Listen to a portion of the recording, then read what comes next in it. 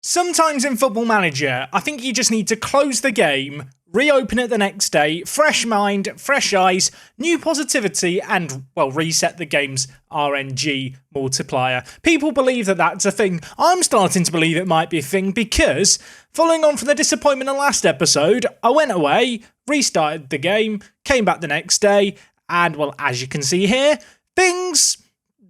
they've gone okay. I say they've gone a lot better than they have been going. Maybe, just maybe, we've turned a corner in this season, but with the Champions League and the Premier League being the only two competitions we're still in, I want to do well in both, and today, we're back. It's the Champions League round of 16, and we have been drawn against Roma. Loyal Park to Prem viewers will already know this, but we have already played Roma in an episode away from home, so no away day today. But on the positive, for all of you who enjoy my pain and suffering, Arsenal's the game between matches, and I think we will do it in a recappy manner, so yeah, look forward to the tears. That said, like I already mentioned, things are looking on the up. Let's keep that trajectory going, and we'll run the intro and get straight into things today.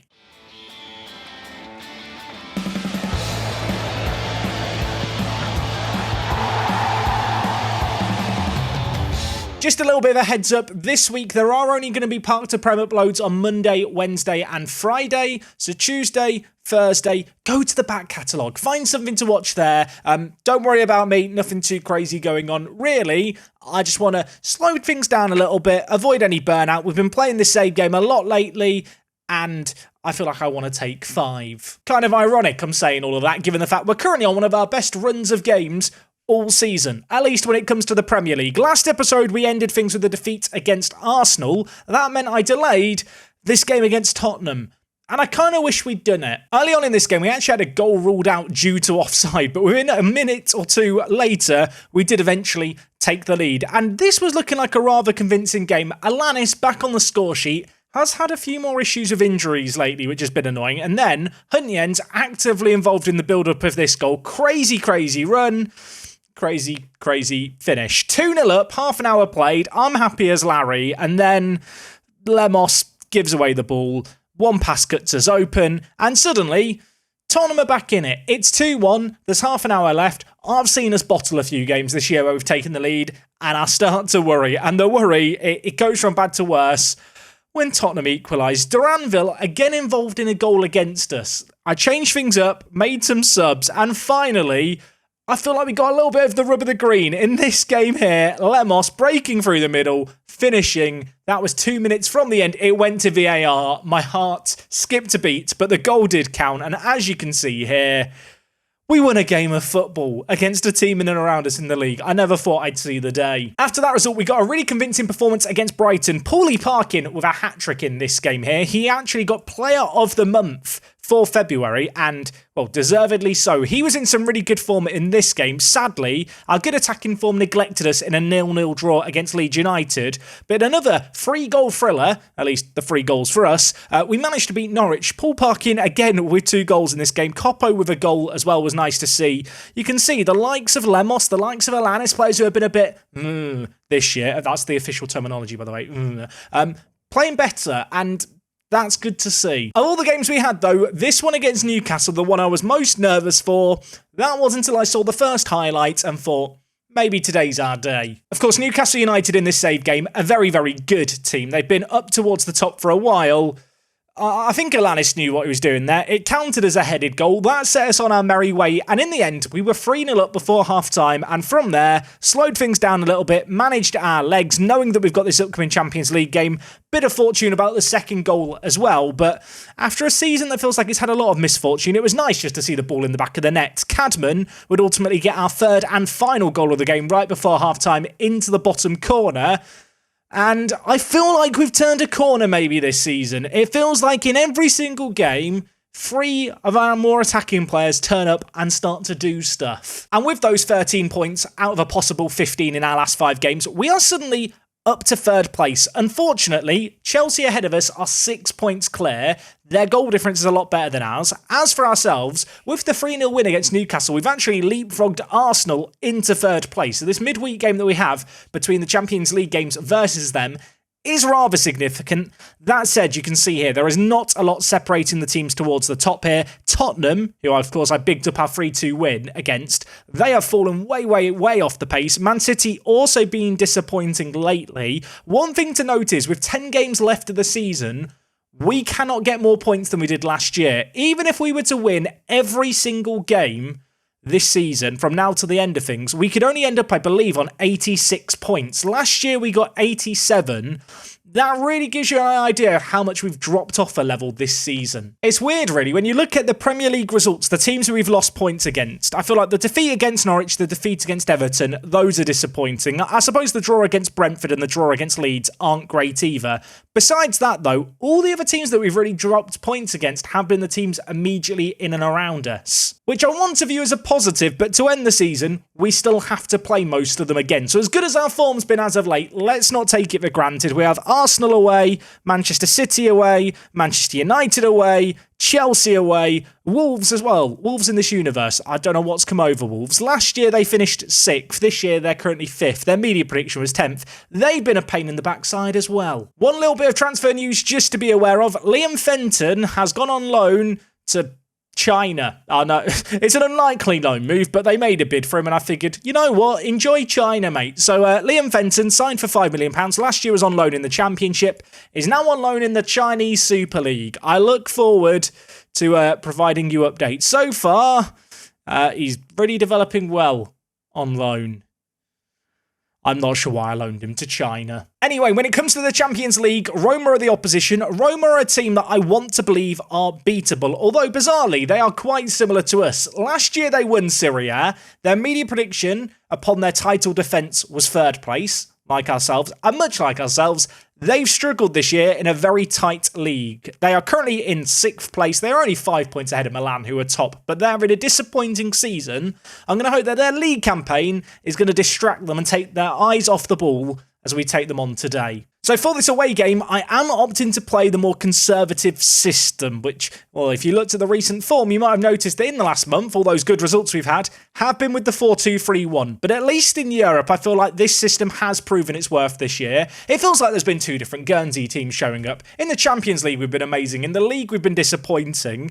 Naturally, given the teams we've slipped up against in the league, the knockout stages of the Champions League do fill me with a little bit of dread. Roma isn't the worst draw that we could have, though. In terms of the team selection, this is the team I'm going with. Coppo, not in the starting 11. He has not been very good lately. He has... no other way of saying it. He has been bitterly disappointing, and Flegert here has been in some pretty good form when we've played him, and with that in mind, decided to give him the nod.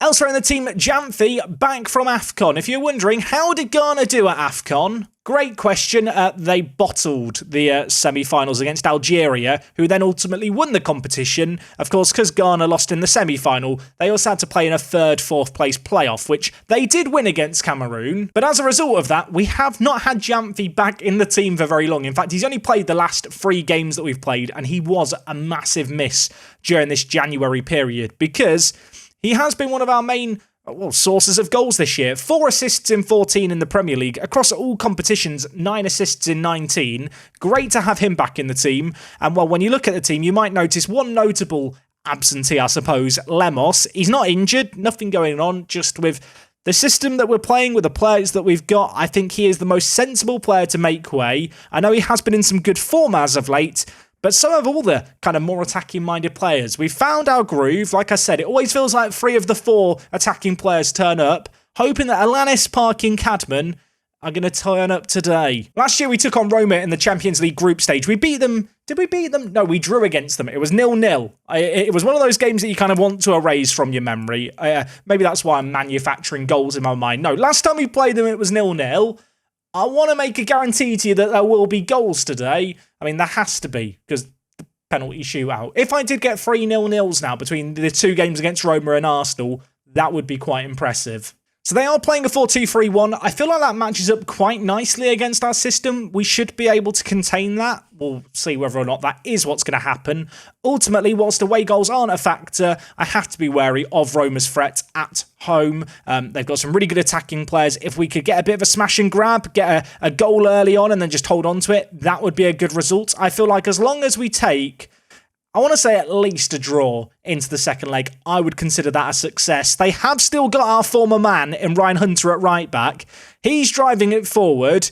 Wilford's going to collect and get it out quickly. Now can we look to maybe exploit that space behind Hunter? For a player who's quite good going forward, he's a little bit suspect defensively. There's part of me that wants to deliberately target him in his entirety. But let's not do that because Alanis is in behind and Alanis is hitting the outside of the post. In the Young Player of the Month voting for the Premier League, Alanis, Cadman and also Parkin were the 3 top most voted players. You know, when you have the runners-up and stuff. They have been dominating things lately in the Premier League. I hope that's going to translate into the Champions League. And with a goal like that from Matty Cadman, maybe it is.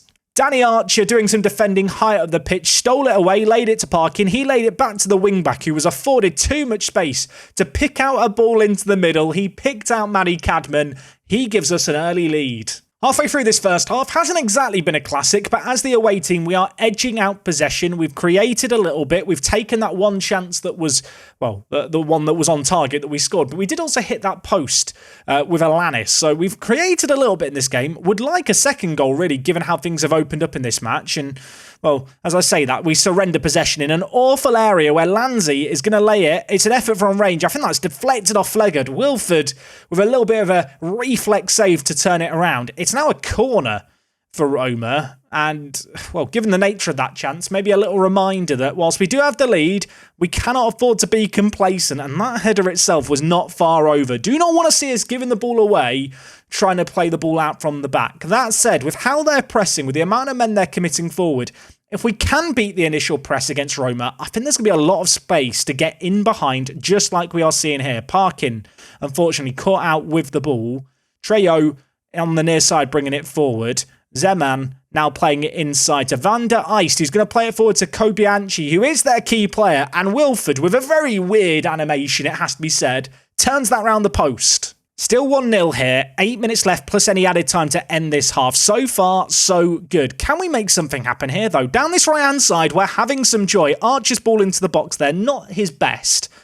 And, well, I thought for a second we might be able to get it back wide to him. Instead, Sweeney's given away the ball. Have just noticed here, Monteiro with an injury. Not something we want to see. Might monitor that. Might even look to take him off at half-time. We have had issues with injuries this year, especially with getting injuries in the same position over and over. One thing I don't really want to do is risk players. Another thing I don't want to do is see Kobianchi breaking through the line and scoring a goal as simply as that. Janfi played the ball inside, dispossessed, and from there we were just caught out. Flegard, who I made the big decision to play in this game, not following his man particularly well. That said, I should say, Kobianchi here, one of the best attackers in world football. Just as a little refresher, I have shown him before. I'll show him again. He's pretty good. I mean, he is single-handedly the reason that Roma won Serie A last year. And when you look at his goal-scoring record, he's rather good. 1-1 with 5 minutes left half. It's not disastrous. It's a little disappointing, but what's perhaps the most disappointing thing is after a really good start to this game, it's kind of fizzled out. We've had a lot of the ball, but without doing enough with it. I mean, you can see here, the XG story kind of reflects that. Roma took a little while to get going, but once they got going, they had us on the back foot. I am going to change things up a little bit tactically here. We've started this game by distributing it out and being rather patient with how we look to build up our play. I think here now, I want us to just be a little bit more direct with what we do. Let's get rid of look for overlap as well, so our players aren't holding on to the ball quite as long. Going to maintain the shorter passing and pass into space, but maybe surrendering a little bit of the possession that we've had in the half in favour of getting the ball into more dangerous areas. Monteiro's got an injury here. I'm actually going to make the decision to bring in Diogo Perez to play as the regista for us. It's a role that he can do really, really well, the 19-year-old. And whilst, you know what, he's nowhere near as good as Monteiro, I have confidence in him. I have faith in him, and I pray he's going to show it here. Throwing on the far side, Archer with it. Already one assist to his name. He's going to put it into Parkin, who's been a little bit quiet in this game today. I feel like every time we've seen Parkin in a highlight, he's been giving away the ball. Not that I want to judge him, but that is what I'm going to judge him for here. Flegard taking the ball down and laying it to Perez. We'll keep a little eye on him to see what he can do. I have been told, by the way, Perez's name is kind of pronounced more like Piers, I believe.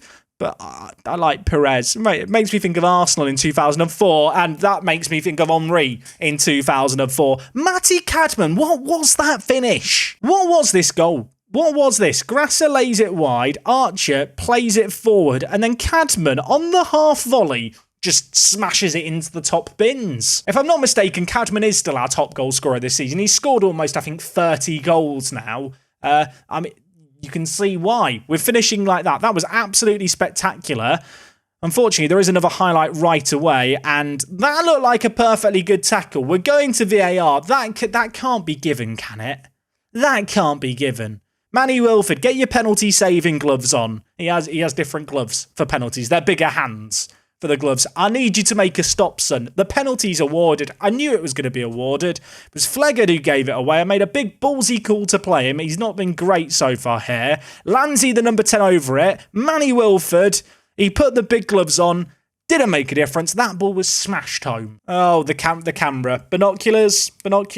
Can just about see it if you squint. Oh, I was about to take off Flegard, and I think he's about to be sent off. Okay, maybe it was a good tackle. Did anyone else see him put in a tackle as I paused and just think the worst? Kobianchi's through. Kobianchi puts it wide. Flegard, I'm taking you off. Coppo, on you come. I'm going to confirm that sub now because I want it to happen right away. I could just pause the game. That's far too logical.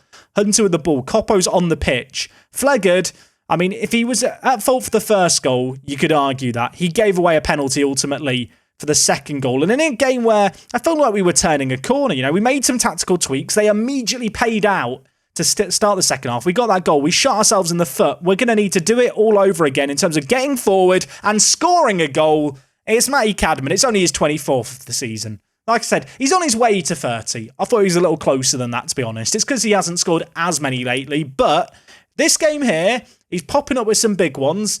And this game here is a prime example of a game where I really wish away goals was still a thing. 3 goals away from home against Roma is absolutely massive. But unfortunately, it doesn't make a big difference. Well, it does, because it's 3 goals for us, but not as much as it used to. With an hour played, I was about to make a few changes, maybe get in some fresh legs, maybe look to see how we can fit Lemos into the team. That said, all of our attackers are just swarming everywhere, and Alanis has just grabbed our 4th of the game. You know what? Cadman and Alanis, you can stay on, I think. I mean, Alanis was on a 6.5 before he scored that. I was ready to take him off. If we shot ourselves in the foot in the first half of that chance that they kind of had, they have done the exact same there. But on this occasion, we have taken it. Alanis, fantastic finish. And it's 4-2. I feel like the tactical tweaks he made have actually worked really well. Jamfi looking aggressive. Do not like that. Do not trust an aggressive Jamfi. Elsewhere, Grass is looking a little worse for wear. I'm going to take him off and bring in McKillop. Between McKillop and Perez, we're definitely not at our strongest, especially with Alunga departing. But they're 2 players who I personally have a little bit of faith in. Maybe that's completely misplaced, that faith I have in them. But I just trust them to make stuff happen. I hope we're going to see it here. Also, it's just dawned on me, Cadman's got a hat-trick. I forgot he scored the first one as well. He's having an amazing game today. And he got an assist as well. He should be on a 10.0. He's only on a 9.9. What more does a man need to do? 3 goals and an assist. Nah, not good enough. Not perfection yet. Although, if we get a 5th and he's involved in it, maybe it will be perfection. Archer bringing the ball forward. Lays it to Parkin. Alanis in the middle. Misses the chance. Cadman with half of it. It's squandered. It's cleared away. I felt like the ball was destined to end up in the back of the net, but they've managed to get it away from danger. 2 goals up here, knowing that we're at home for the second leg. I should feel amazing about this. I'm start thinking about the Carabao Cup, where we were 2-0 up against Bournemouth. On that occasion, we were away from home against them for the second leg, but we did manage to bottle that. So in the back of my head, don't know why I'm tapping, this is where the back of my head is, by the way, I am thinking about that. As great as this performance has been, and I'm hoping we're not about to concede late on, 2 goal cushion, that's not said and done. 3 goal, maybe then we start to talk. Parkin, why is he shot then? I don't know. I've paid £125 million for that. The good news is, if there was a time to shoot from the halfway line, it was probably then. It's finishing here. Guernsey 4, Roma 2. maybe flatters us a little bit, but we took our chances, and that is what we've been doing lately. I feel like the decision to start Flegard at centre-back didn't really work out, but ultimately, we made the decision to pull him early on, and those other tweaks that we made at half-time, I do think did make a big difference in that game. Monteiro is going to be out for between 5 and 8 days. That's unfortunate. He won't be available for that Arsenal game away, which sucks.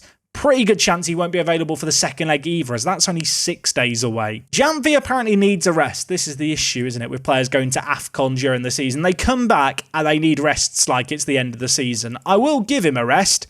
Bad news, though. He's probably playing against Arsenal. Maybe I'm being saved from myself as well, because Flegard has received an automatic suspension in the Champions League, so he won't be playing in the next game. Right, we've got this Arsenal game up next. We've already done 2 matches against them this season, so I am going to do it in a kind of vacuum-packed, snapshot version, but it's a big game for us. Going to rest up the players. I'm very tempted to play a pretty strong 11 here, maybe rotate things slightly for the second leg against Roma. This game's significant. Hopefully, we can grind out a win. Before we get into the Arsenal game, I do want to address something that eagle-eyed viewers might have noticed. Pepper, our head of youth development, isn't the person answering the press anymore. It's now Mirko Sandmoller, who is...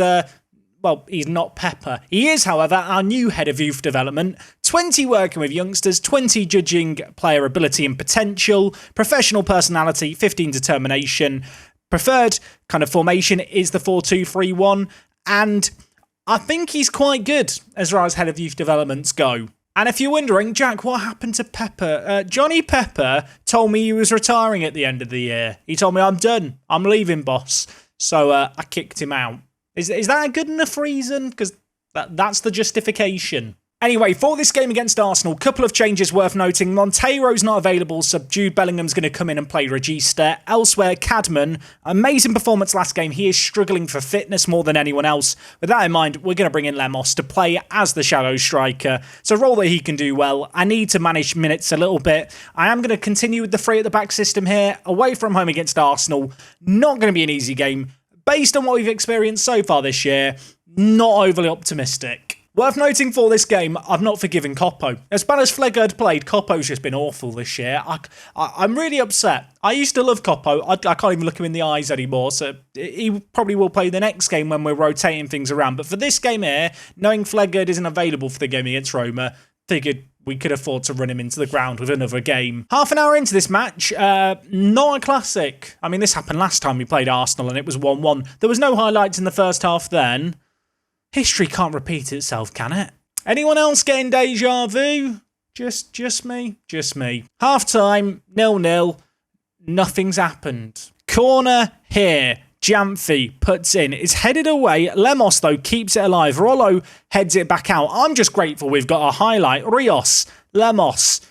Lots of players committed forward here. Rios, can he get to the byline? He tries to play it in back towards Lemos. Can't quite pick him out. Arsenal now looking to play the ball out from the back. Archer reads it really nicely. He's capable of putting a ball into the box. He's also, as we've seen there, capable of kicking it straight at the defender. He does, however, put in a really good recovery tackle. And now Jude Bellingham at Regista trying to pick out Paulie Parkin.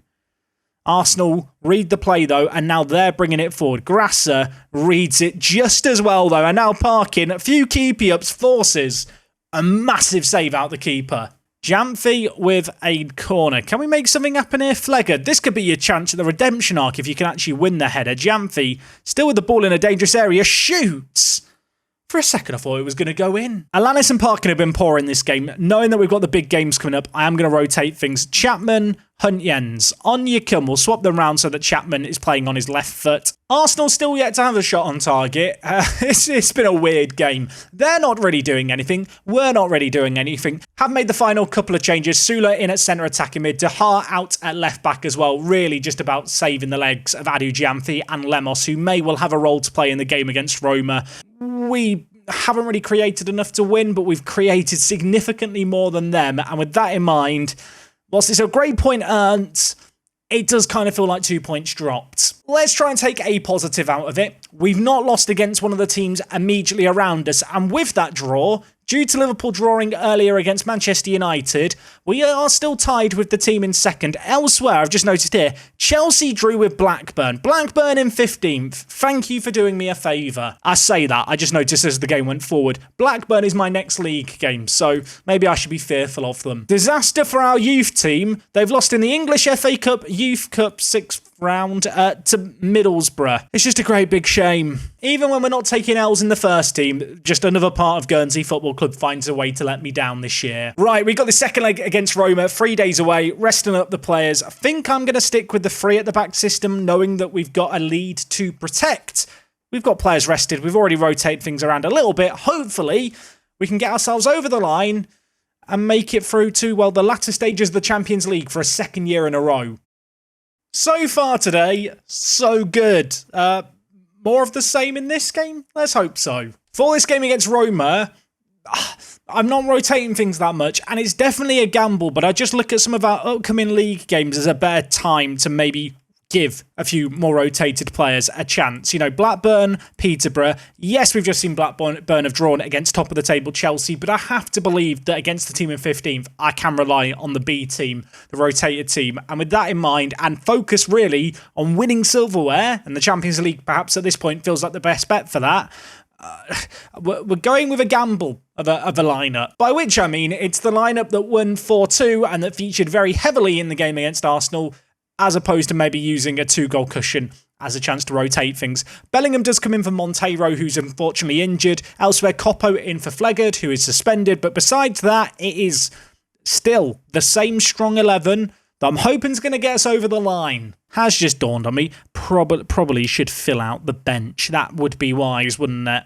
Okay, we're going with the 3-5-2. I call it a 3-5-2. I think that's kind of what it's reminiscent of. I'm curious, are Roma going to go with the similar 4-2-3-1 system? Indeed, they are. In fact, this looks like a very, very similar team to the team that we played last time. I am, at least to start this game, going to focus with the same instructions we started the last game with in terms of rolling the ball out, playing out from the back. I think we're going to be a bit more comfortable doing that at home.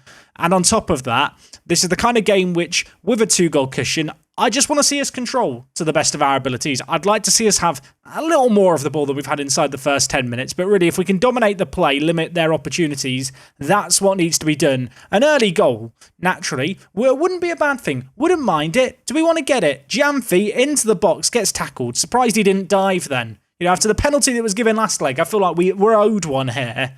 Unfortunately, it's not given. Fortunately, we do still have the ball. Rios, Jamfi. Can he skip past his man? He's going to try and pick out Alanis, but that pass was lost. It was not a good ball forward. Sweeney taking down the ball. He was one of our better players in the game against Arsenal, although maybe that's not saying a great deal. Parkin is through, and the ball through to him was mad. Let's be honest, the ball through to him by Sweeney was mad. The finish by Parkin was mad too. 2 former Man City players linking up with one another. Paul Parkin didn't have a great game, honestly, in that first game against Roma. It felt like every time, like I said at the time, every time we saw him get the ball, he was giving it away.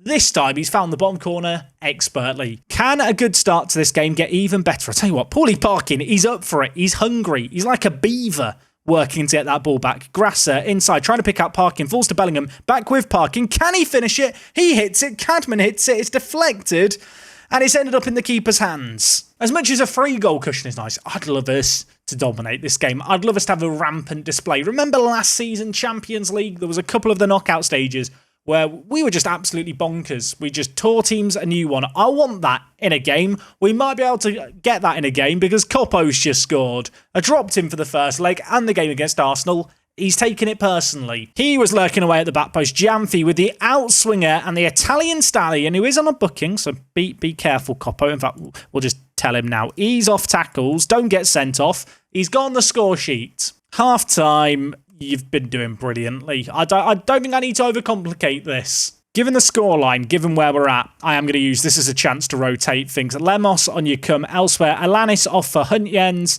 Grasser, you can have a rest. Dahar is going to come on there. Coppo on a booking I don't love, but I think I've just got to keep him on. Roma with a throw-in on the far side. As much as it's nice to have this 4-goal cushion, I am wary. There is still time left in this game. We need to bring our A game throughout. We do not want to get complacent here. And well, some really nice defending by Jamfi could set us up for a nice little counter-attack. Huntjens, ambitious ball wide to Archer. Really good vision actually there to get the ball into that wide area. He just opens up the pitch a little bit for us, creates some space, and that is space we are now looking to use as Huntjens is going to get the ball back here. All on his lonesome, could pull it back, does pull it back. Dahar is there. It's his first ever goal for the Green Lions, and the French left-back who's slotting in at defensive mid, I believe, in this game now, has popped up with an all-important goal. Archer's ball here on his weaker foot is sensational. Huntjens could have easily looked to go inside, run into a corridor. Instead, he got his head up, picked out a pass, finish is good. 7-2. This is the kind of result we love to see. Roma in possession in our half. Do I need to be worried? Should I be worried? Rios is going to scissor kick it away from danger. Pepe now with it. Jones with the ball. Dinks it forward to Trejo. Players queuing up in the middle. One of them is Mateus Fernandez. That was a nice finish. I'll give it to him. This might be one of the few times where I'm not going to complain about the fact the camera's reversed for European games randomly, because we get to enjoy the finish from another angle. That was probably the best goal of the game so far. I say so far because I feel like there's got to be more going on it. This is, you know what, they've got to go for it now, Roma. They need, 4 more goals to make something happen? The game's going to open up. Surely that isn't going to be the last bit of goal-scoring action we see it here, as, well, we're going to get the ball wide. Jamfi, loads of space in the wide area, tries to pick out Parkin. He can't quite get there, but, well, he might get another ball coming his way as the ball is put into Lemos, and Archer has got an assist. We've scored 4 goals against Roma twice. Life's good. Maris with a free kick just inside our own half. Fontana looking to dink it long. Jamfi, though, all over it, reads it nicely, and it's back with Manny Wilford. Manny Wilford, by the way, the only player on the pitch without a 7.0 or higher rating. Can he maybe spring into some action if called upon here to inflate that rating? The answer is no. It's 8-4. I mean, if you like goals, been a better episode today than some of them recently. And nice for the goals, actually, to be fair, to come in our favour. We want more. Pull Parkin through. Pull Parkin. Blazes that wide of the post, and he was onside. It would have counted. Coppo reads that ball, though, forward just as well. And we're back in possession. Back with Jamfi. Back with Parkin. I think it's offside. It would have been one of my favourite goals of the game. But I think VAR might end up ruling this one out. It was a driven, just bullet of a cross in, and the volley was lovely. Sadly, he was offside. And that goal being ruled out is going to be the final bit of action for this game here. It finishes 8-4 on aggregate. Great performance. Sees us move on. Champions League quarter-final. Here we come. I feel like I've been asked about this a lot. Cadman wants a new contract. Cadman, can you sack your agent again? I think that might be like the 10th agent I've made him sack, but he keeps doing it, so it's fine. I know what you're thinking. That must be an exaggeration. Maybe slightly, but he has definitely sacked a lot of agents thanks to me. Just as a reminder, Cadman still has 4 years left on his current deal on £15,000 a week. That's a very good contract, isn't it, for us? Now, over in the Champions League, there's loads of games that still haven't been played. In fact, we are only one of 2 games where things have been decided. And unfortunately for us, Arsenal, the old enemy, have made it through. So be very on brand if we have to play them in the next round. Given the fact, though, we are a week or 2 away from knowing who we're going to play, I think we'll leave it as a mystery for next episode, which, like a little reminder, like I said earlier, it is going to be on Wednesday. But you should be excited for it, not just because it's the next round of the Champions League, but because I think we're going to have a youth intake. Whether or not it's a good youth intake, I mean, if you look at this, maybe don't get so excited, but they're always exciting. I think, at least. Hopefully you guys enjoyed the triple header today. I feel like we are returning to the Guernsey of old. I'm going to hope we've not left it too little too late. We're only 6 points away from Chelsea, but there is only 9 games left of the season. If you have enjoyed today's episode, as always, do drop a like on things. We are back on Wednesday. I will see you guys then. Until next time, it is me, Jack, and I'll talk to you all in a bit. I'm out.